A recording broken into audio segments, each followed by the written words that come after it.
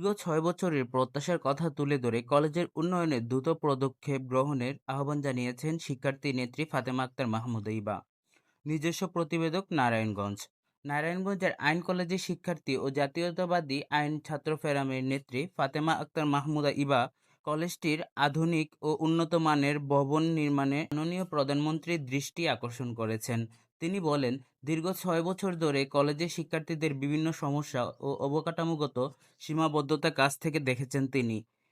এত বছর পেরিয়ে গেলেও কলেজের আধুনিক ভবন নির্মাণ ও প্রয়োজনীয় উন্নয়ন হয়নি।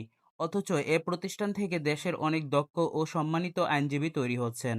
তিনি প্রধানমন্ত্রীর কাছে আবেদন জানিয়ে বলেন, নারায়ণগঞ্জ আইন কলেজের একটি আধুনিক ৬ তলা ভবন, সমৃদ্ধ লাইব্রেরি, মনোরম বাগান এবং শিক্ষার্থীদের জন্য প্রয়োজনীয় সকল সুযোগ সুবিধা নিশ্চিত করা হোক। পাশাপাশি কলেজের সার্বিক উন্নয়ন কার্যক্রমে নিজেকে সম্পৃক্ত করার সুযোগ দেওয়ার অনুরোধ জানান তিনি। তিনি আরও বলেন, নারায়ণগঞ্জে সম্মান ও শিক্ষার মান উন্নয়নের স্বার্থে কলেজটির অবকাঠামোর উন্নয়ন এখন সময়ের দাবি। তিনি আশা প্রকাশ করেন, মাননীয় প্রধানমন্ত্রী বিষয়টি গুরুত্বের সঙ্গে বিবেচনা করে প্রয়োজনীয় পদক্ষেপ গ্রহণ করবেন। নারায়ণগঞ্জ প্রতিনিধি, বাদশাহগঞ্জ প্রতিদিন।